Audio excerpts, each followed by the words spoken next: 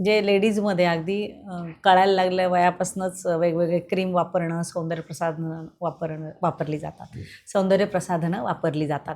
तर त्याचे काही दुष्परिणाम होतात का? जर होत असतील तर मग कोणते प्रॉडक्ट्स वापरले पाहिजे? आता आजकाल असं झालं मॅडम, की जे आता सोशल मीडियामुळं जे यंग मुली आहेत, मुलं पण यंग डायरेक्टली मेडिकलवर जातात.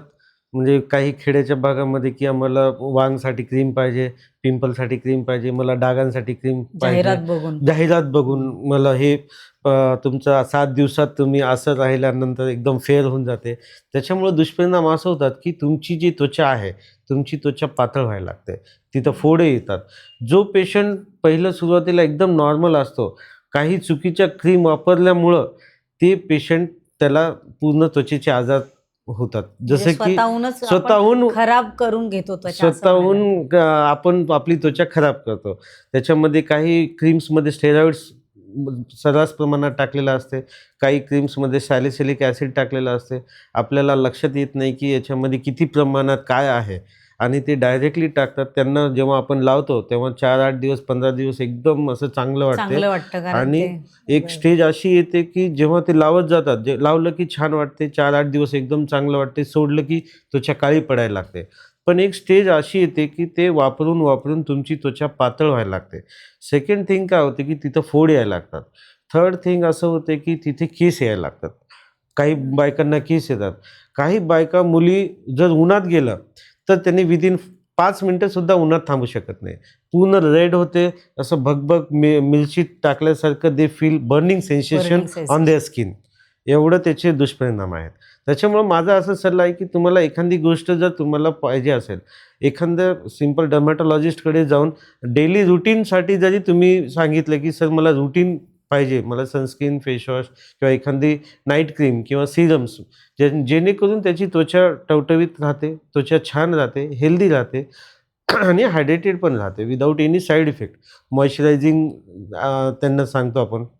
जर तुम्ही लाँग टर्म तुमच्या त्वचेला काहीच प्रॉब्लेम नसेल, फक्त तुम्ही जर डर्मॅटॉलॉजिस्टकडे जाऊन एखाद्या वेळेस जरी सल्ला घेतला, तरी तुम्हाला तीच गोष्ट तुम्हाला लाँग टर्म घरीसुद्धा अप्लाय करता येईल. रॅदर दॅन की तुम्ही स्वतःचं जाहिरात बघून घेण्यापेक्षा. असं. म्हणजे डर्मेटॉलॉजिस्टकडे तेव्हाच जायचं नाही की आपल्याला काही विकार होतो त्वचेचा, तर Yes. तुम्ही तुमच्या डेली रुटीनचे माझ्या त्वचेला काय योग्य आहे, येस.